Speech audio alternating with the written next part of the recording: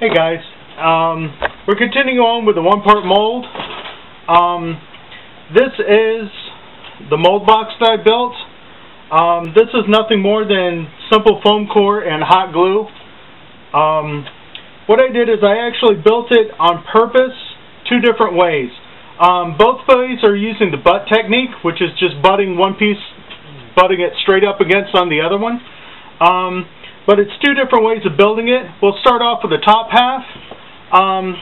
These are all butt joins. This is your butt join here. What I did is I just put a bead of hot glue along the base and then stuck my side along here and then glued my ends just using a butt joint here and here. This is a real simple way to use that. Make sure that you have plenty of spacing away from your master whenever you do that. The second way is the part that I used on the second half, which is just using my piece. I put hot glue along the base of the piece and then simply stuck it down to the base and then glued the ends. Once again, it's all using the butt technique, so it's real easy to do like that. It's however way you want to do it. The main thing that you need to do is make sure that all of your holes are sealed along the bottom. I actually went along with my hot glue gun and sealed all the edges. If you have a idea that it's going to leak on you, go ahead and throw some hot glue on there, seal it up, and it'll be fine. For my hot glue, I've got a real simple hot glue gun. As you can tell, it's well used. You can pick this up at Michael's or Joann's or whatever. And then I'm using the AdTech full-size multi-temp glue sticks with it. Nothing special. Like I said, you can go pick both of those up at Michael's, Joann's, Hobby Lobby, any place like that. But anyway, I use foam core a lot with my boxes because I can make special size boxes. Foam core I normally get free from work. Now that I'm changing jobs, I may go back to my Legos or try to use some other way. I may actually build some forms to use. It all depends on what I plan on doing. But anyway, foam core is really cheap and easy. It's usually not hard to get. But that's how I did that. Now that our mold box is built, our master has been glued in the bottom. All of our undercuts are sealed, and everything else like that. All we have now to do is to mix up our silicone, and then we have to paint the original. That's to ensure that no air bubbles get on our part, and then pour the rest of the mold. And so from here, I'm going to go and I'm going to mix up my silicone, and then we're going to go ahead and continue making this part for the mold. So guys, just stay tuned, and we'll go ahead and get with you back in just a second. Alright guys, I've mixed up my silicone here, and I'm ready to actually start pouring my mold. What I did is I just mixed it up. I mixed up 1,300 grams. I used my scale to get my measurements very precise. I have a little digital postal scale that you can pick up from, I think I got it from Staples. Anyway, but I measured it out, made sure it's precise. Now it's time for me to actually paint the part in silicone to make sure I get it all the little cracks and crevices and everything else, and then actually pour the rest of my mold. I will not be putting this under vacuum like I normally do. This is just going to be a regular press mold type thing, and it's going to be completely normal atmosphere. So I'm not doing any pressure or any vacuuming with it. This is going to be just for all you gravity casters. This is a one-part mold, so there's no real need to do any of that with this. I did, however, once I mix this up, I did put this in my vacuum chamber to degas it a little bit. I will be mixing it up a little bit more to just make sure that it's mixed up. I'm kind of funny like that. And plus to scrape the sides and get everything inside. But I'm not going to be real concerned with air bubbles, because what I'm going to do is I'm going to use my cheap paintbrush and I'm going to paint silicone all over this mold to make sure I get it in all the little small parts and everywhere else. I did go through and give this a liberal coat of rubber-to-rubber mold release. All this is just a little release agent to help to make sure that the silicone doesn't stick to my master. I don't know if you can see it, this is kind of clear, but I made sure there's a liberal coat on here, so I'm hoping it's not going to just stick. It shouldn't. So what we do from here is I go in and I get my silicone and I just kind of poke it in all these little places here and paint it on really good and really thick.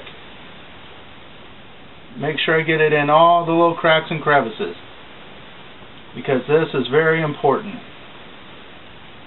Now this is very, very boring, so I'm probably going to edit out some of this, but you guys get the hint of what I'm doing.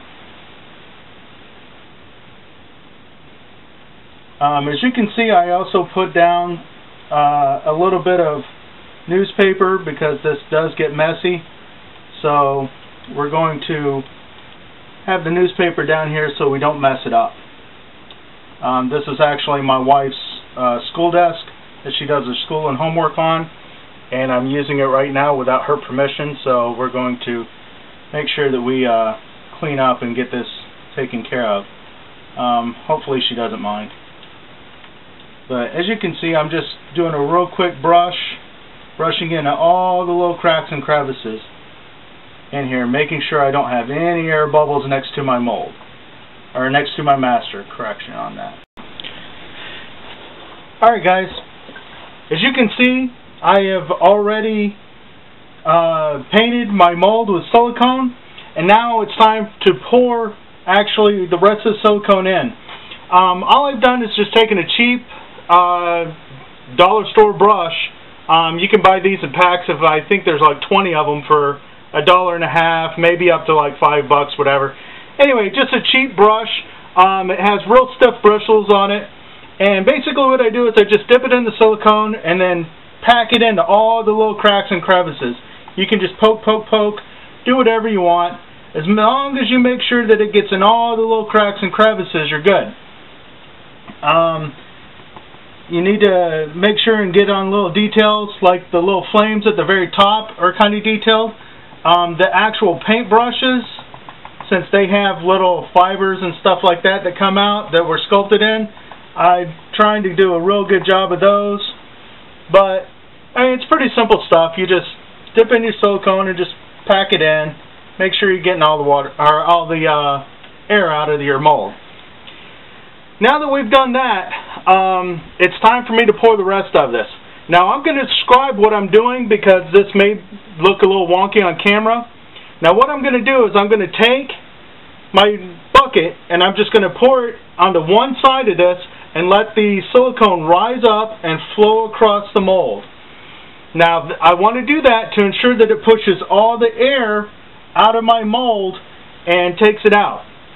Now I'm not as concerned with air inside of my bucket in my mix because I've already degassed that. The main thing is to push all the mold out. So I'm going to pour in this area here and just let the silicone work its way out and self-level as it works its way over. I don't want to try and pour back and forth like this because I might trap some of the air in there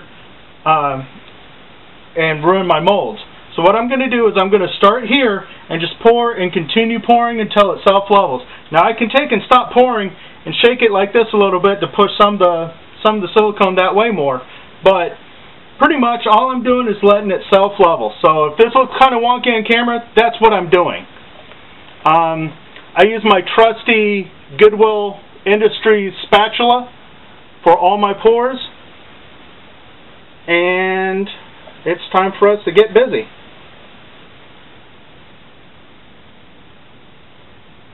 As you can see, this is pretty thick stuff, so it's going to take a little bit of doing to get it all in there. But this is real good stuff. It's really good for the mold that I'm making because it's very, very stiff. It's very sturdy. And it makes a fantastic hard mold that you can pretty much mold anything you want in. So now I'm just going ahead, scraping out some of my stuff. This has a 45-minute pot life. I hit my timer. I'm at about 30 minutes right now, so it's starting to get a little thick and a little viscous. So we're pulling all this out now, and then we're just going to go ahead and level out our molds, ensuring that it all gets in here. Now we can take and scrape this off just a little bit. I can take and scrape it over here too. And we'll take our mold. You can see some of the air has kind of come in. We'll just take and turn this a little bit and let it all just soak all up in this mold. Go everywhere. That's what we're wanting to do. And if for some reason I found out that I didn't measure correctly on my volume, we can always go in later and mix up more. Silicone will stick to itself, so we can mix up more and always get that going. But right now we're pretty much here. We'll just go ahead and let this self-level, and we'll go ahead once again and scrape that out, and then I'll be right back with you guys. Alright guys, as you can see, I've scraped out my bucket. I poured it in and kind of leveled it out. Now what I'm doing is I'm just picking this up and slamming it down a little bit. This just helps get rid of some of the air bubbles that are trapped inside. This is real viscous, so the air bubbles are going to have a hard time getting to the top. So this just helps it out a little bit. Just give it a couple of slams, and you can see all the little air bubbles at the top. I'm not really concerned with the air bubbles on this side of the mold, because the important part is the other side where our master is. You can have big air bubbles here on top, but as long as the mold is good and bubble free next to your master, your cast will always come out good. So this part here, I'm just picking it up and slamming it. Now this does have a 24-hour cure, so what I'm going to do is I'm going to go ahead and leave this alone for the next 24 hours, and then we'll unmold it all and see how everything turned out. Alright guys, well, we'll catch you later. Alright guys, it's the next day. We have poured our mold, as you can tell. I've already removed one side, and I'll go ahead and remove the other sides. Now it's time to unmold. So we'll just go ahead and quickly break these off of here. As you can tell, they just real easy come apart. Foam core doesn't stick to the silicone very well, so it's real easy to pull it apart. You get a nice clean edge here. And we'll just go ahead and continue breaking this apart here. Now, for unmolding our part, we need to be very careful not to damage it. So what I like doing is just pulling it here and just separating it just ever so slightly and working my way down just like that. It looks like everything's coming out really nice so far. Go ahead and pop this here. Work on this side a little bit. You hear the snap. That means it's released, and voila. Now, looking at our mold, it looks pretty good. There is a little bit where it went underneath here. I can just peel that off. As you can see, it just comes off real easy. This is where I packed it in underneath. It went up underneath my master a little bit because I didn't clay it around. Since I wasn't putting it under pressure, I decided not to go ahead and clay it around too bad. But as you can see, I have really good detail in the brush strokes here. All the teeth came out, the nose came out really nice. And next, all we have to do is just pour resin or whatever we're casting into, and we'll have our positive.